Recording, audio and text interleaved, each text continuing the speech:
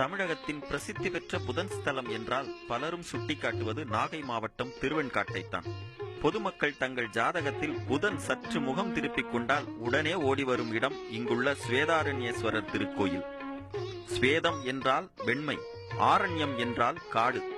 வெண்காட்டுநாதர் என்ற பெயர்தான் வடமொழியில் ஸ்வேதாரண்யேஸ்வரர் என்றானதாக சொல்கிறார்கள். அப்பர், சம்பந்தர், சுந்தரர் என தேவார மூவரால் பாடல் பெற்ற தலம் இதுவாகும்.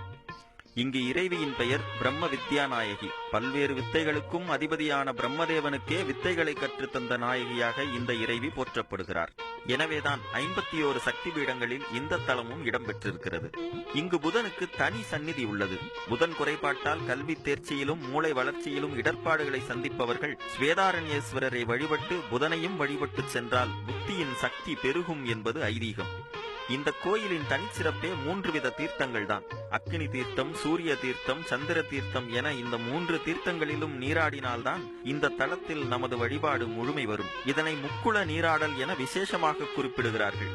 அறிவை மட்டுமல்ல, தம்பதிகளுக்கு கருவையும் தங்க வைக்கும் சக்தி இங்குள்ள புதன் சந்நிதிக்கு உள்ளதாக நம்பிக்கை. இங்கு சிவபெருமான் ஸ்வேதாரண்யேஸ்வரராகவும் அகோர மூர்த்தியாகவும் நடராசராகவும் இருந்து அருள்பாலிக்கிறார். இறைவியும் பிரம்ம வித்யா நாயகியாக மட்டுமின்றி துர்க்கையாகவும் காளியாகவும் காட்சி தருகிறார். வடவால், கொன்றை, வில்வம் என இங்கே 3 தலவிருட்சங்கள் உள்ளன.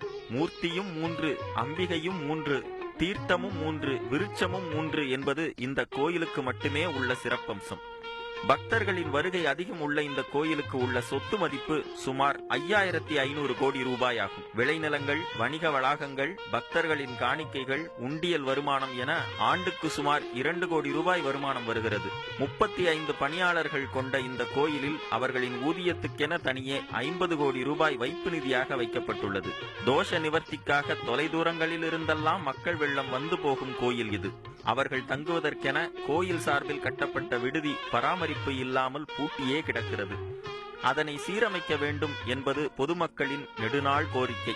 கோயிலுக்கு சொந்தமான குத்தகை பாக்கி சுமார் 5 கோடி ரூபாய்க்கு மேல் நிலுவையில் உள்ளதாகவும் அவற்றை வசூல் செய்தால் மேலும் பல பராமரிப்பு பணிகளை மேற்கொள்ளலாம் எனவும் சமூக ஆர்வலர்கள் தெரிவிக்கின்றனர்.